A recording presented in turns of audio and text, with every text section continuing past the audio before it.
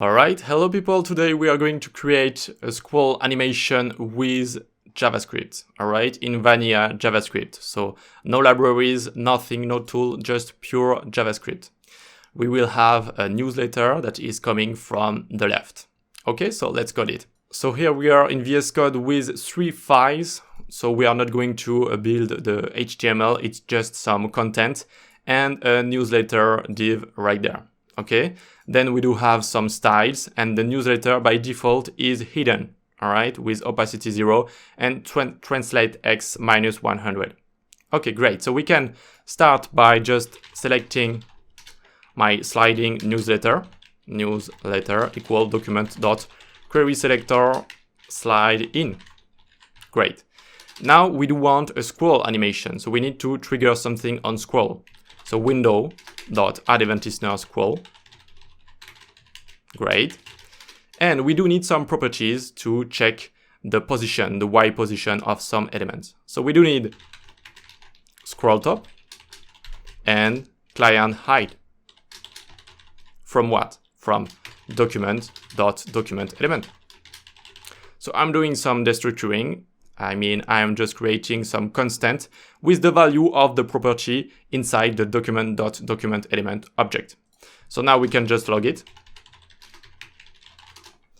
And we can open our console with F12. So the first value is scroll top. It's the scroll from the top of my document. You see that now it's 0, but if I scroll down, it will just change like that. Okay. And the second value is the height of the visible part of my document, the viewport. All right. So right now it's 999, but if I reduce it, we see that it's 505, for example. Okay, great. So now we do need one more thing. Actually, we need the position of my element right there in the document. Unfortunately, there are no properties. There is no properties that will give us the position of my element. So we need something. We need to use get binding client rect. So for example, I will just create top element to top viewport equal sliding newsletter dot get binding client rect. So we are going to log it.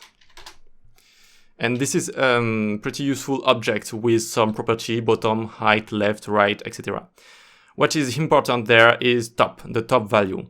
The top value represents the value between the top of my element and the top of the visible part of my viewport, okay, of my document, of my website.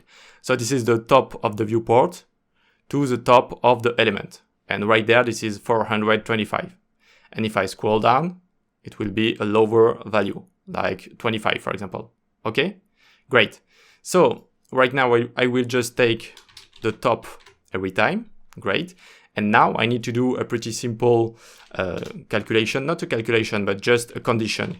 So if scroll top is greater than scroll top plus top element viewport dot toFixed right there, we just remove the decimal values. Then I want to add sliding newsletter dot class list dot add active. Okay.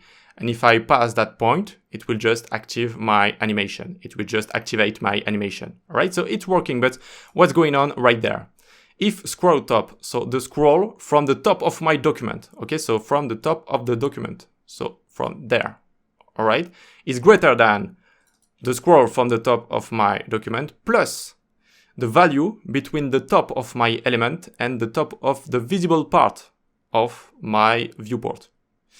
If it's greater than that, I want to add an animation. I want to add a class right there.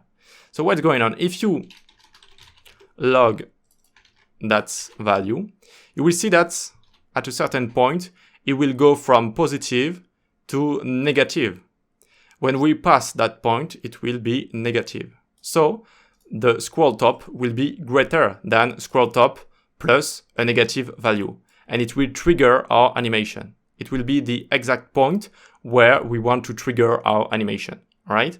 It can be maybe hard to understand at first, but just try to visualize what we are talking about right there, and you will see that it's logic. Unfortunately, we do not have a certain property in JavaScript in the DOM to give the position in the document to us. Okay, so we can't just do the scroll top is greater than the position of the element. We need to do some calculation right there. Okay, all right, so this is great, but the animation is triggered a little bit too late. All right, it's too late. I want it to be triggered more early. So I will just use client height right there, and I will do some minus client height times 0.5 right there. So now if I scroll down, it will be triggered more early, you see, at 50% of the client height. All right, so this is much better. You could also do something like 0.8, and it will be even earlier. All right there. Great. All right, so this is how you do a pretty simple scroll animation with pure JavaScript. You need to play with the DOM properties, scroll top, client height, and also the pretty useful get binding client rect method right there. All right, great. See you next time. Bye.